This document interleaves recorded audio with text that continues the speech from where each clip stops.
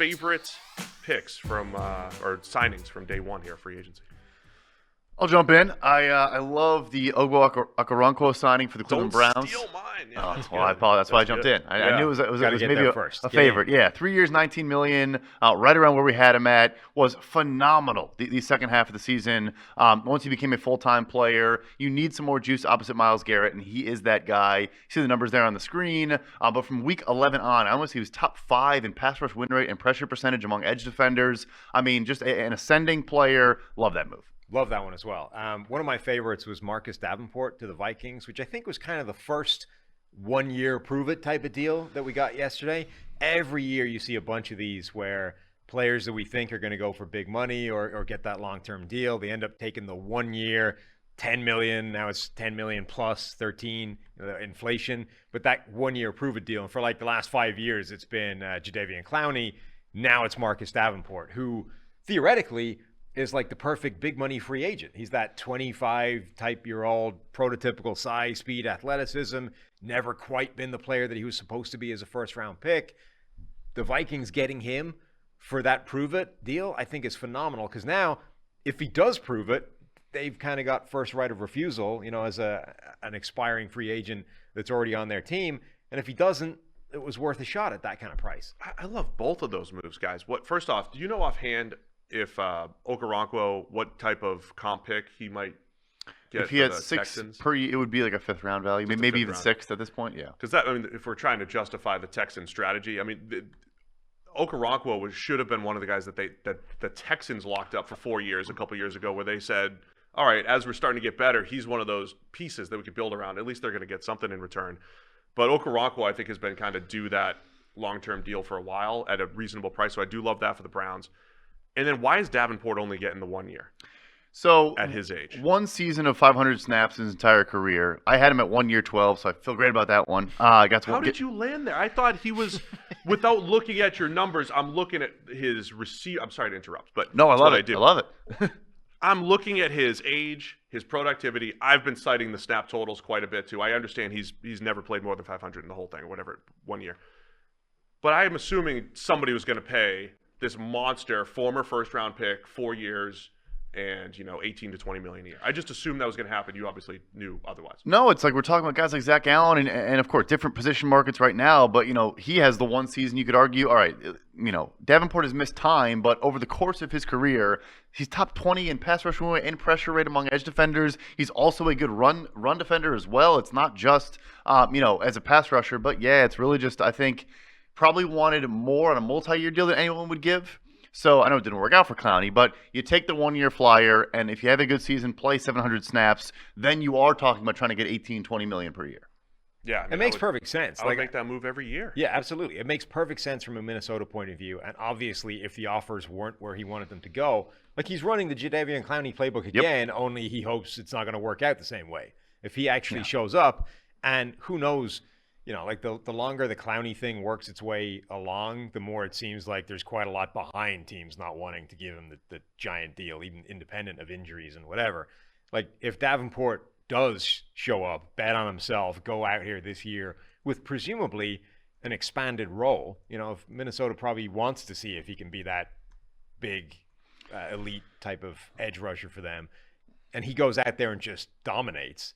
Like, it's perfect for him. I love it, too, because, Zadarius Smith comes out and is trying to, I guess, probably either get more money or do something, says he wants to trade, or basically says he was cut before they even cut him. Yeah. And say, okay, fine, we'll just replace you, and now we've all the leverage in the world. Said goodbye. Yeah, he posted a goodbye tweet when he was 2 years old, and they said, all right, fine, we'll pivot. I think it is one of my favorite signings as well, no question.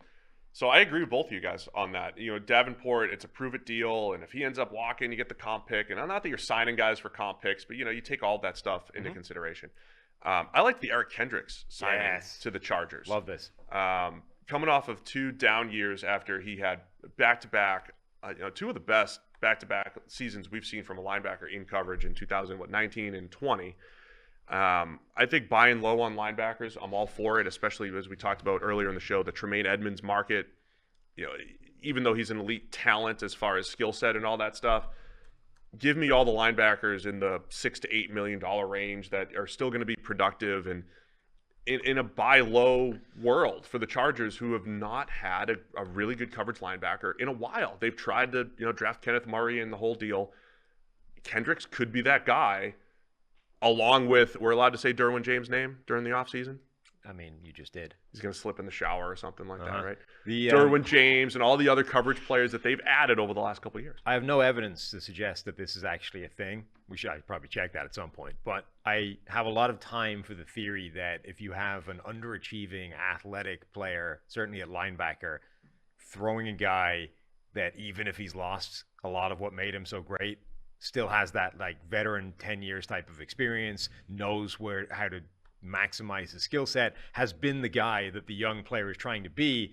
I have a lot of time for the idea that that will help overall. Even if Kendricks isn't any better this year than he was last season, maybe he can have a positive impact on a guy like Kenneth Murray, who ultimately you do still have quite a lot invested in, even if it isn't currently working out that well. So I love the theory. And there's also the possibility that he does have a bounce back season. It's not like he's 38 years old and completely toasted. Like, he's got the ability to bounce back after a rough year. I think that position is one, and this is having a couple conversations, again, in Indy, like where bringing in a veteran off-ball linebacker for a young player that you like, I guess they didn't bring him in, but, C.J. Mosley gets a ton of credit for the fact that Jets just extended Quincy Williams for, $6 million a year, a solid deal, because it is right now in the NFL one of the hardest positions to play. Yeah. There is so much stress there. You have to have eyes in the back of your head and be able to play forward, do all these things. So does it help Kenneth Murray? Probably yes. I think it also signals Drew Tranquil is not going to be back in Los Angeles. A lot of buzz on him, could get a pretty strong deal. This linebacker market's all over the place. But, good coverage player, had a really good season last year. I think that probably, signals he's going elsewhere. Anything else you guys wanted to highlight? Yeah.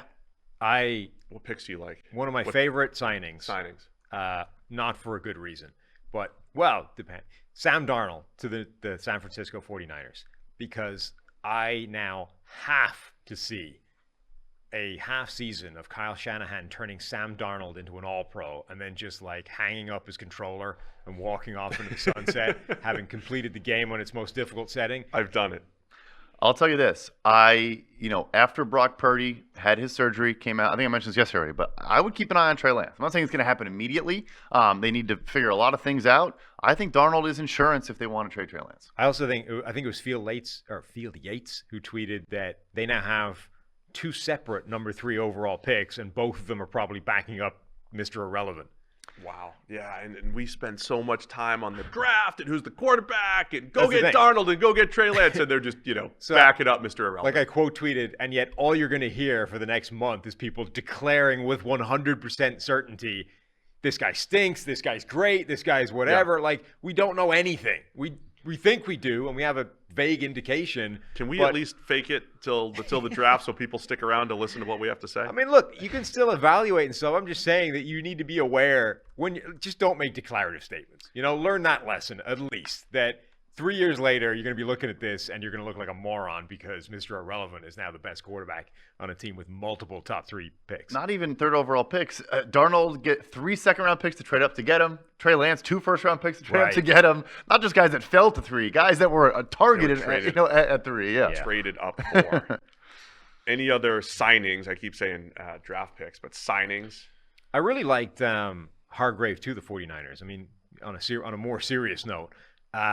Them deciding to aggressively keep ensuring that their front four is a weapon in that defense, I think is big. Like, the 49ers are taking the approach that the AFC is taking, only being in an easier conference. They're like, we need to load up because at some point you're going to have to face one of these elite teams, whether it's the Eagles in the championship game, whether it's an AFC team in the Super Bowl. So let's make sure that we have the kind of armory to go toe-to-toe with those guys. For me, I mentioned the Eric Kendricks pick. He had been released by the Vikings, and then you pick him up cheap. That is my free agent type.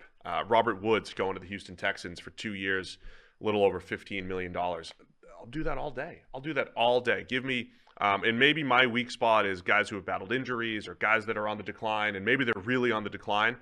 But to me, that's a buy low with upside, right? Buy low with wide receiver 2 upside, a guy who could still get open. And we talked way earlier on the show about Corey Davis being over $12 million a year as a wide receiver 2 a couple years ago. You're getting Robert Woods for 58% of that per year. That is fantastic. Let me pick up all the guys that were cut that are buy low opportunities here. One more I loved, and I do think maybe injuries played a role here and kept the market suppressed a little bit, but David Long, for 2 years, $11 million to the Miami Dolphins. Yeah. I think the linebacker. The linebacker, yeah, you're right. David Long Jr., I think West Virginia guy, not David Long, the corner from, I want to say, Michigan. Anyway, I think he's a good fit opposite Jerome Baker. He plays downhill. When he was healthy last year, was top 15 in tackles for loss. This is kind of funny as an off-ball linebacker, but top 5 in pass rush win rate and pressure rate among off-ball linebackers with players with 100 snaps over the last 3 seasons. Like a very good downhill attacking linebacker. Vic Fangio is assembling the Avengers in Miami right now. Yeah, I love that move as well. Also, we talked about it in the Bears section, but TJ Edwards signing for that cheap a deal, I think, is an absolute steal for them. Let's look at some other notable deals. Jawaan Taylor, the Jaguars' right tackle, goes to the Chiefs. The Chiefs had both tackles as free agents. Andrew Wiley is out. He's going to go to Washington to play right tackle there. But what are your thoughts on Jawaan Taylor going to the Chiefs? 4 years, $80 million for Taylor coming off of a career year. Excellent pass blocking grade, only 21 pressures allowed. But also the most critical piece of information in that is the talk is he's going there to play left tackle, not right tackle. So this is a career right tackle. Obviously, the Chiefs have got recent form of doing that. They brought in Orlando Brown, who had been a right tackle in Baltimore. He moved because he wanted to prove that he could play left tackle. The Chiefs put him there. It worked out. Everything's great. The difference, though, one of the differences is Jawaan Taylor has basically never played left tackle. He was not a college left tackle who was then flipped to the right side in the NFL the way Orlando Brown was. He's always been a right tackle. In college, 134 snaps, I think, at left tackle, basically filled in a pinch, but was a 3-year starter at right tackle. The NFL, it's only been right tackle. We're talking like a handful of snaps that have been on the left side, and it's just the unbalanced formation stuff. That, I think, is a very different ask than taking a guy who's played on the left, just not in the last couple of years. I don't understand it, to be honest. I still don't. I think the NFL, you've seen the right tackle market explode in recent years.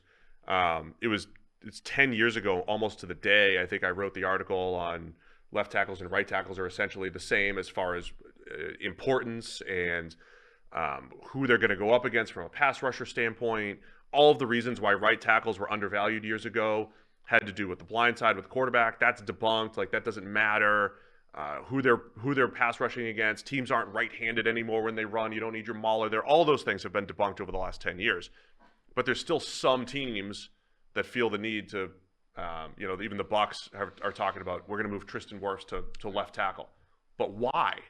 I don't understand. Unless you're the Chiefs and you just think Mahomes has such good vision, particularly, to his throwing side, to the right side, that we actually do want our better player at left tackle. There's really no need to switch guys because there is a little bit of risk that they won't be as good when they switch, particularly Jawaan Taylor, who's never done it. But the worst one is another. It's more like the Orlando Brown one, where I can kind of see that's a guy who did play left tackle in college, right? Yeah, within the last 2 years, he had played left tackle. And then moved to the right, and you're saying, okay, he's amazing at right tackle. Let's flip him back to the left side. Hopefully, he'll remain amazing, and we're all good.